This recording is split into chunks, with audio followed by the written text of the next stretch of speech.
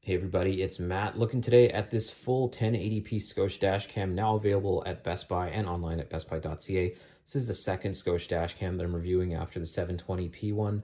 That review is now live on Best Buy, and it was all right. It was a very entry level dash cam, left a little bit to be desired, but I think that this one is a lot more impressive, just based on the features that I'm seeing, and hopefully it will be once I get it into the car.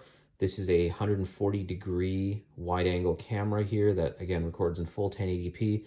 Comes with a 16 gig micro SD, and with the last dash cam, it was you could have up to 32. On this one, it's up to 128, so a lot more footage and a lot more storage. There's a mobile app as well, the Nexar mobile app that you can download and use with this camera. You got your power source, you got your wire clips.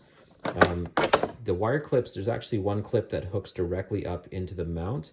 This matches what's at the back of the mount there.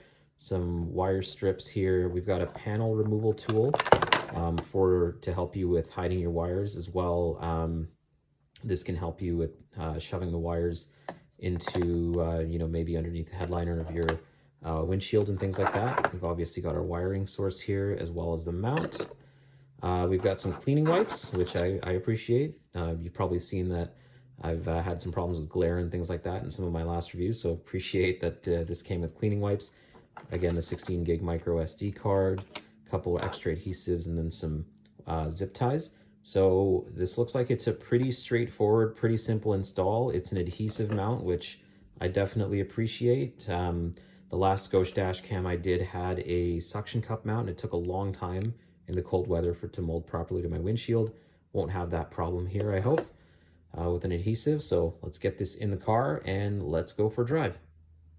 Let's start off by talking mounting this to your vehicle. Adhesive mounts are always easy enough. Just hold it in place for about 30 seconds and you should be good. I had zero problems whatsoever with this mount falling off. The only thing you'll have to be aware of is that the power wire might not be able to sit flush inside the mounting apparatus depending on how you slope your camera. It's unnoticeable though visually since it all blends in. I'm just going to stop here and say that I'm really impressed with the camera output on this one. I've reviewed 1080p dash cams in the past, and this has some of the clearest footage capture I've seen. 140-degree angle view is great too, and obviously this is a much better camera than the 720p Scosche one I reviewed previously, though that one was about half the price of this one. Now here in my review, you'll notice the dash cam is slightly off center and a little lower down than I would recommend it be.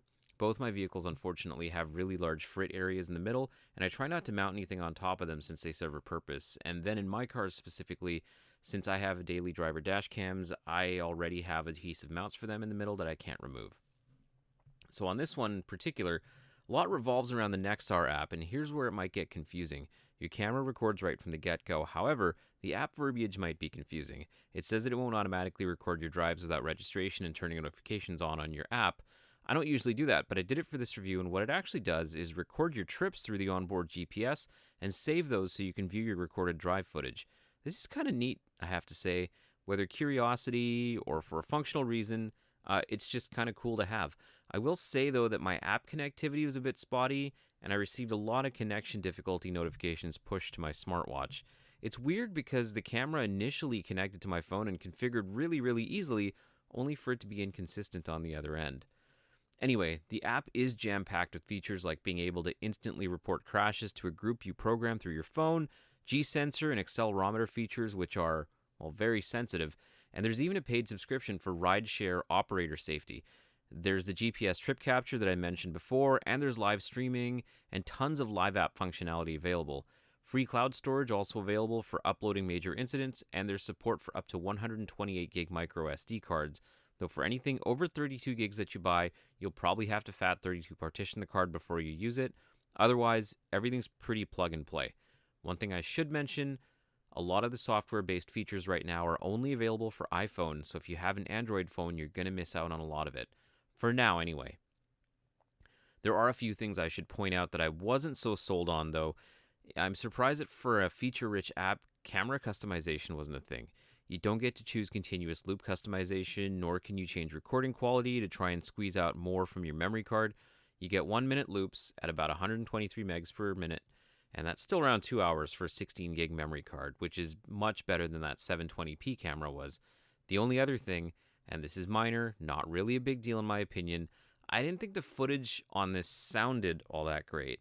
I mean, a speaker's secondary in my opinion to the video quality, so take that for what it's worth. I'll throw in a couple of audio included clips near the end. Overall, though, my small gripes aside, I'm really impressed by how good this footage looks, and again, how well the camera performs given that it's priced far lower than a lot of 1080p dash cams in its class. This camera really punches above its weight in my opinion. The lack of customization features, though, not the best, but if you're a big fan of the other features of the Nexar app and the various safety additions, kind of makes up for it. I still think you should do some research into the features that matter to you and then decide whether this is the right one. But if you're on a budget and can afford to price up to a 1080p model, this is probably one of the best, if not the best, on the lowest end of the price scale. Do just keep in mind, though, that the majority of software-based features are iPhone only right now, so factor that into your decision if you have an Android phone. So just to close things off, here's a little bit of footage to close things out with your sound included.